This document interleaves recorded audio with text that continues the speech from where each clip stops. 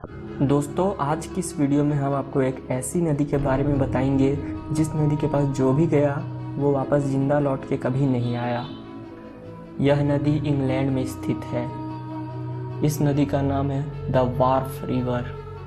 यह नदी देखने में बहुत ही खूबसूरत है और इसी खूबसूरती की वजह से लोग इसके पास गए, पर आज तक कोई जिंदा नहीं लौटा और ना ही उनका मृत शरीर मिला।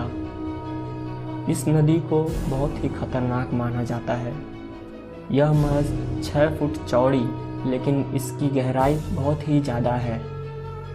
कहा जाता है इस नदी के नीचे एक रहस्यमयी खाई है और जैसे ही कोई इस नदी में उतरता है वह तेज बहाव के कारण उस रहस्यमयी खाई के अंदर गिर जाता है, जिसमें आज तक किसी ने जाने की हिम्मत नहीं की है।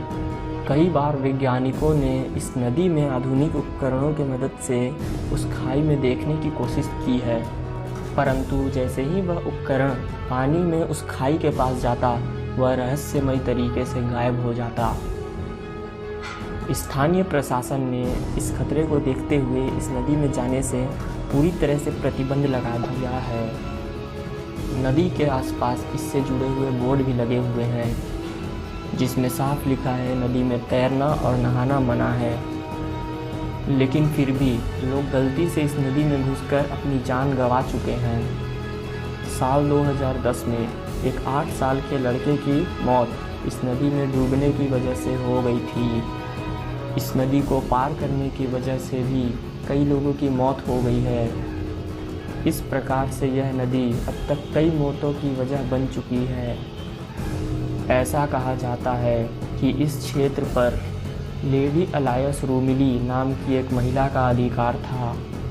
सन 1154 में उसके बेटे की मृत्यु इस नदी में डूबने की वजह से हो गई थी। इस घटना के बाद उसने आसपास के पूरे क्षेत्र को गोल्डन प्रायरी साइट बनाने के लिए दे दिया था। यह आज भी एक रहस्य ही बना हुआ है कि मरने वाले का मृत शरीर मिलता क्यों नहीं।